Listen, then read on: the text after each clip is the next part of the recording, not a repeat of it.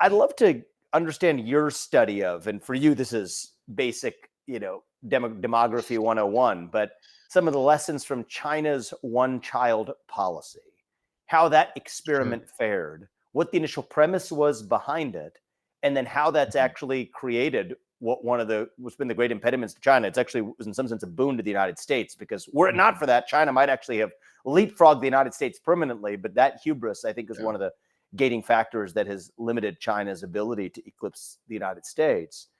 Talk to us a little bit about the history of that, and then I want to bring it back home here to the United States after that. Yeah. So the one child policy was this very famous policy where China limited the number of children that most people, in particular, the Han Chinese people in China, could have to one. They couldn't have more than one. Now, if you were an ethnic minority in the past, you could have more than one. Um, Now, this actually wasn't their first major, like kind of contraceptive or birth limitation policy. Before it, they had a policy called later, longer, fewer. And this that might seem like getting in the weeds, but this turns out to be important because China's fertility, which up to then had been very, very high, like 5, 6, 7 kids per woman, actually began to fall very rapidly under this policy called later, longer, fewer, which was basically a campaign of contraceptive promotion, healthcare interventions, and public propaganda to discourage having big, tightly spaced um, families earlier in life.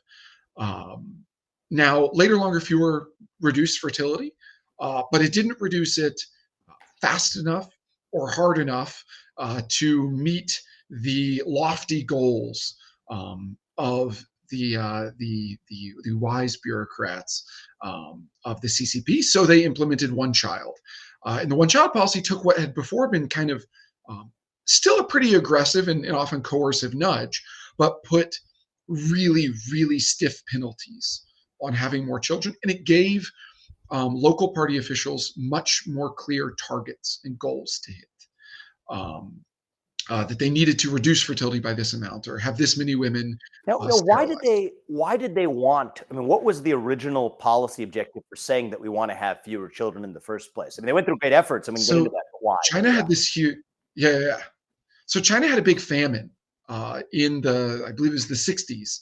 Was there this one of the last great famines of any large human society, and it really traumatized the society. And then in the 60s and 70s, as these kind of depopulation ideas that we are going to have a food crisis because of overpopulation, as those spread in many countries, they kind of took root, but we said, we can probably deal with it. But in China, who had a living memory of a serious famine, they said, oh, wow, yeah, that's right.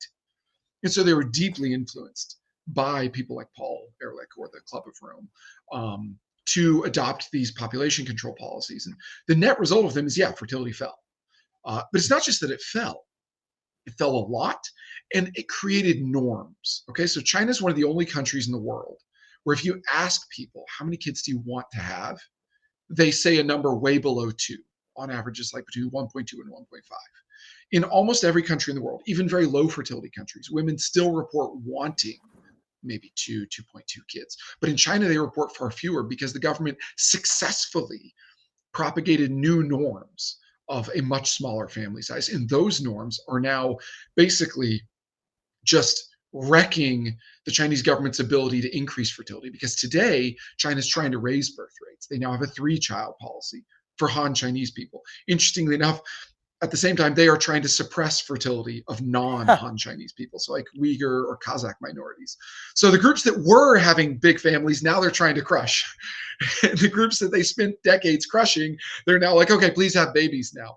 And it's not working because they successfully created norms of low fertility that are really sticky and Yeah, hard and to change. just